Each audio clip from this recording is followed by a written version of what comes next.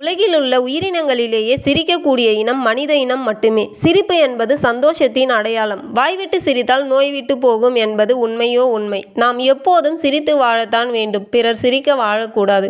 இதை ஒட்டிய ஒரு கதையைத்தான் நம்ம இப்போ பார்க்க போகிறோம். ஒரு ஊரில் மல்லிகை அரசன்னு ஒரு அரசன் இருந்தான். அவங்கிட்ட ஒரு அற்புதமான சக்தி இருந்தது. அது என்ன அற்புத சக்தினா, அவன் சிரிச்சா போதும் ரொம்ப தூரம் வரை மல்லிகை பூ வாசம் வீசும். அதனால தான் அவனுக்கு மல்லிகை அரசன்னு பேர் வந்தது. ஆனால் அவன் சிரிப்பு அவனை அறியாமல் எதேச்சியான சிரிப்பாய் இருக்கணும். மற்றவங்க அவனுக்கு சிரிப்பு காட்டி அவனை சிரிச்சா மனம் வராது.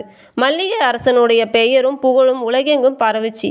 மல்லிகை அரசன் இன்னொரு பெரிய அரசனுக்கு கப்பம் கட்டிட்டு வந்தான். அந்த பெரிய அரசன் ரொம்ப நாளாவே மல்லிகை அரசனை வரவழைச்சு அவன் சிரிக்கும்போது எப்படி அந்த மல்லிகை வாசனை வருகிறது என்பதை உணர்ந்து பார்க்க ஆசைப்பட்டான்.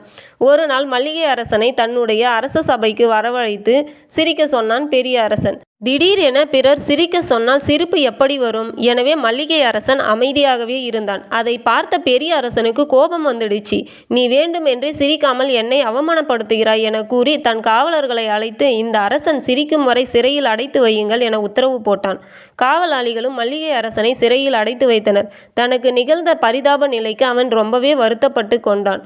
அந்த சிறைக்கு எதிரிலே ஒரு முடவனின் வீடு இருந்தது.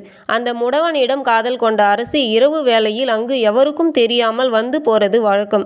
இது பற்றி மல்லிகை அரசனுக்கும் தெரிய வந்தது.